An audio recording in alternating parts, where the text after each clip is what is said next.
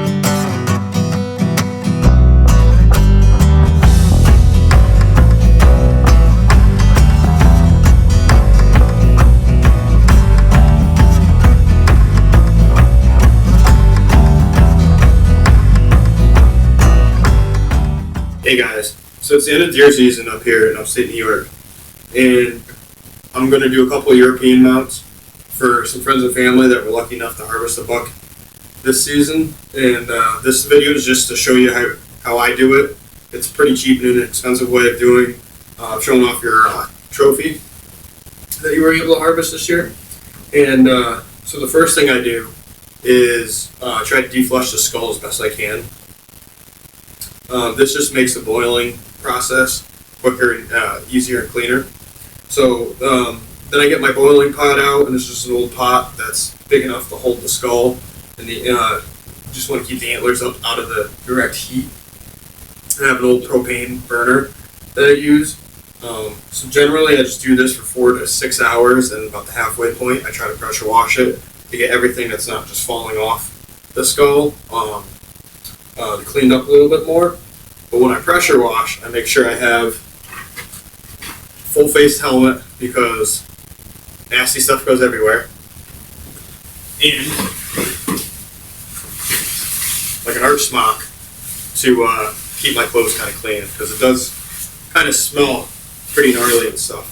So this skull's about ready to be pressure washed, so we'll get it out there, we'll pressure wash it up, get it cleaned up, and get it back to boiling for that final cleanup.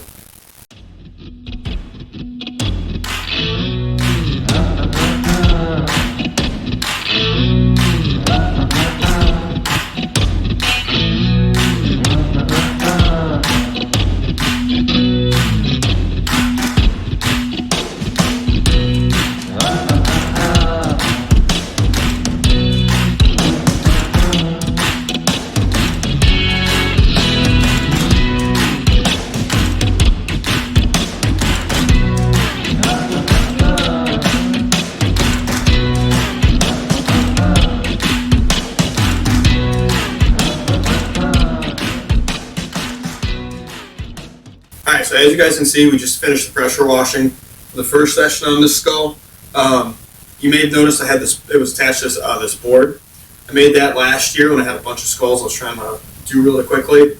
And that's just, I got 2 lags in it with some wire so I can wrap it around the antlers and keep it in place while I'm pressure washing. And so we'll show you the finished product once we're done. So now for the final cleaning part of the process for the skull. I'm going to soak in some hydrogen peroxide, which I just get at the dollar store. But because I've been doing so many of these skulls, I decided to make a whole kit. So I'm always prepared for whenever we harvest a nice buck. So I just got a nice big bin. It's a 15-quart bin, and I always keep throughout the year some plastic wrap and electrical tape to protect the antlers whenever I do hydro dipping or painting on the skull. Sometimes when I paint the skull, I use painter's tape to give me different contrast, different colors and stuff. You're going to need a pair of needle nose pliers Because when you first boil down the skull, there's a piece of cartilage that sits in the the nostril of the animal, so you're gonna want to be able to pull that all out. And then I use an old toothbrush to help clean up any type of anything that's left on the skull. And I have my little brain picker here. It's just a piece of wire I cut, and I put 2 bends in it just to help get into the skull and clean out whatever the pressure washer can't really get as far as brains go. So then I use my bin here to put the skull in and soak it in peroxide for about 15 to 20 minutes. And that just kind of whitens the skull if you want that natural white look for your trophy. So we'll get doing that on my dad's 4-pointers now. Stay tuned for the next episode next month where we hydro dip the skull with a film. And then I also got a nice surprise. I have a Navy buddy that has this nice elk mount that he wants hydro dipped, and we're going to do this with a couple cans of spray paint. Show you the difference of what you can do for 20, 25 bucks at most to kind of jazz up your trophy there. So, until next time, happy hunting, guys.